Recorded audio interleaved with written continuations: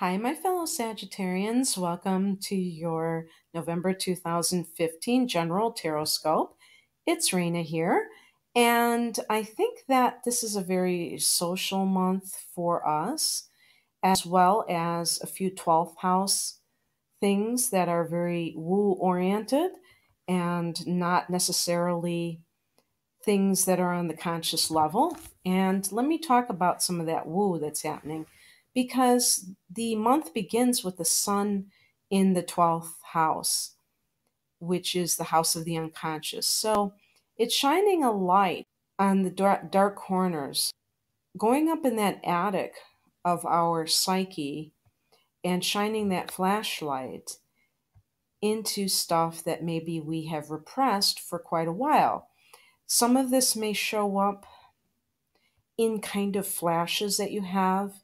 I call them cellular memories, where I'll just suddenly see something and it'll trigger a memory of something that I can't quite place. There may be past life connections made, there may be even creative juices flowing for some of us because the sun is a very creative entity and Neptune rules the 12th house, and Neptune is all about fantasy, illusion, that which is not of the 3D physical realm. So that combination can be very fertile grounds for the imagination. And it can even be touched by the divine in terms of inspiration.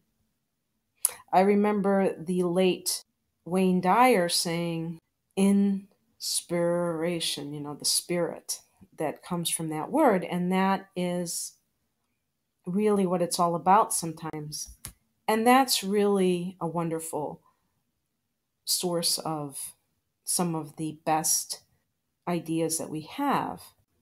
Mercury goes into the 12th house on the 2nd of the month and will be there until the 22nd. And during this time, make sure that you really watch how you think, because this can lead to a vague sense of worry that you can't quite put your finger on and dredge up all kinds of buried fears and the like. I think that when Mercury goes into the first house, there'll be a sense of relief that we're now focusing more on our physical body, our presentation to other people, and less about these psychological issues, these formless fears that can plague us in the middle of the night and that sort of thing. And so Sagittarians are inherently positive, so we don't embrace that type of mentality willingly. And I associate Mercury in the 12th house with the nightmare card, the Nine of Swords in the Tarot. So we want to avoid that as much as possible. And really, you can do that. If you meditate on a regular basis, you train your consciousness to not be undisciplined. Thoughts are things, and fears tend to mushroom if you provide that kind of fodder for them. If we can harness the good parts of whatever transit is happening, we can really get on top of things. And having Mercury in the 12th house can mean that you might come up with an ingenious idea that is even profitable. So it's all about how you handle or utilize the energy. When the sun goes into the first house on the 22nd of the month, this is like getting your sea legs, and you will feel more energetic, especially as the degrees near your actual date of birth. There's a new moon in this 12th house on the 11th of November. And what do you do with the new moon in the 12th house? Well, there are a number of things you can do. First of all, you can set intentions and start new things related to meditation, keeping a dream journal. If that's how you want to tap into your intuition, you can schedule any kind of body work, energy work,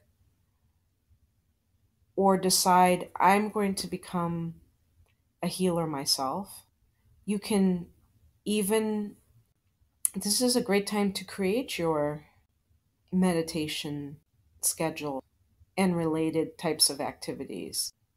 A lot of people hold in high esteem the idea of setting intentions for starting a business or a workout routine, a new diet, that sort of thing.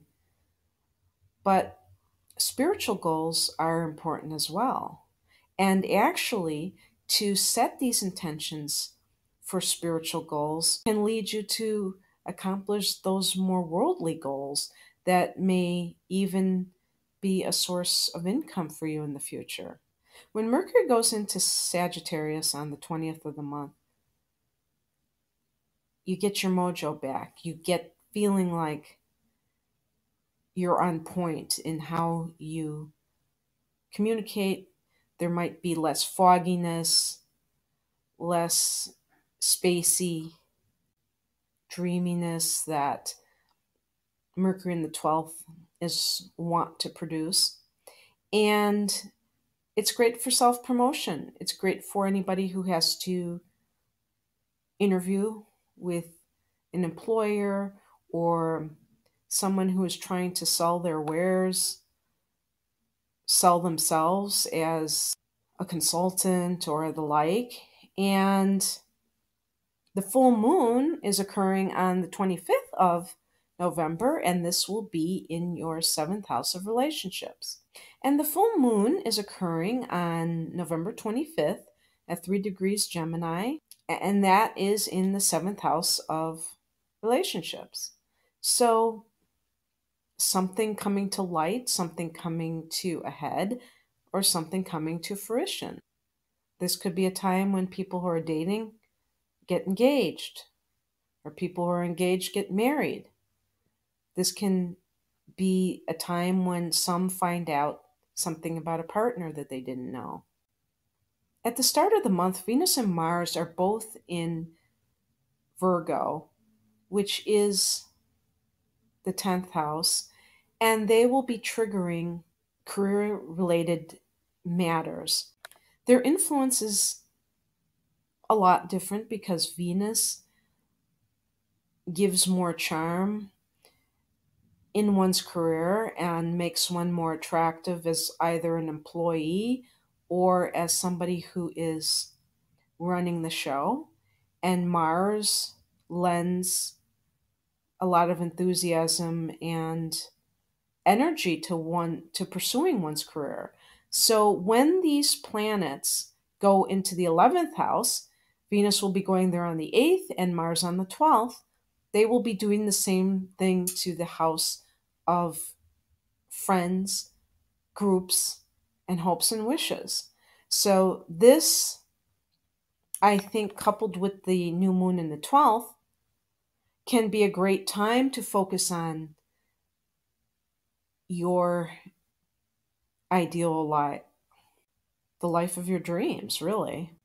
And how it relates on a daily basis is that you will not only be very appealing to many people, but you will also have a desire to touch base with a lot of people.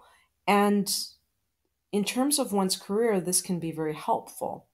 I have heard that the 11th house can be associated with the internet, just as the third house is considered linked to the internet. So if you have your own business or if you wish to start one, this is ideal energy for that because you have appeal and you have the drive to do so. It's also a great time to network, whether you're doing it as part of a corporation or part of a home business. So, all in all, Sagittarius, I think that this month is highlighting a lot of spiritual aspirations as well as group associations. Okay, so the first card I picked for the general energy of November and your emotional nature is the Nine of Wands in reverse.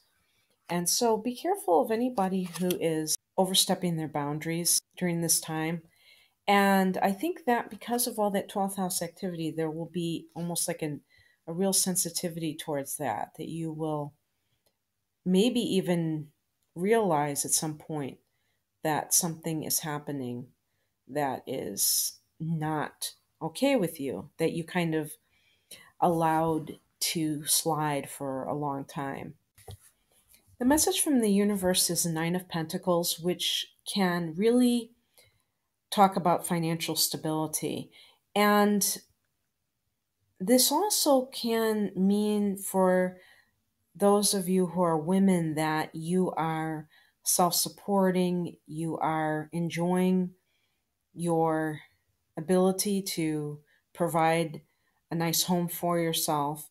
With the first card, if there's any kind of relationship issue that is connected with that Nine of Wands in reverse, it's showing that you don't need that in your life. And this is almost turning into another love reading because the cards that I've picked, they seem like they're connected to some sort of romantic situation more than anything else.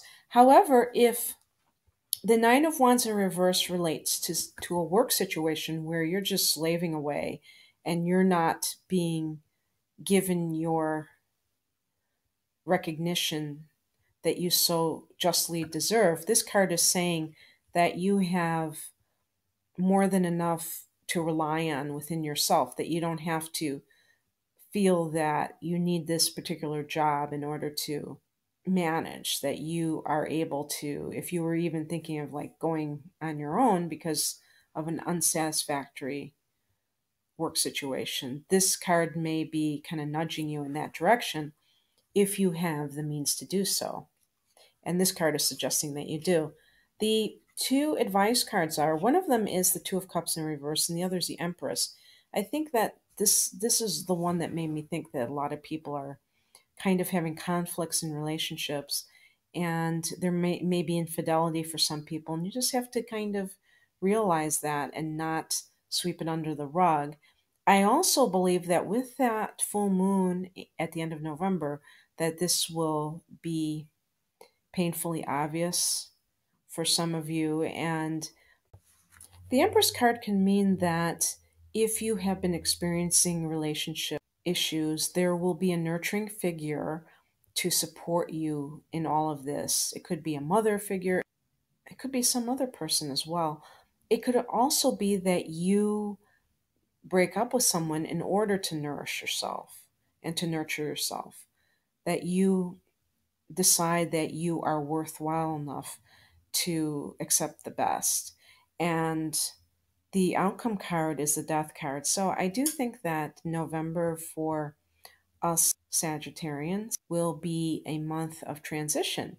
And this is not surprising because, again, we experience our solar return at the end of November when the sun goes into our sign.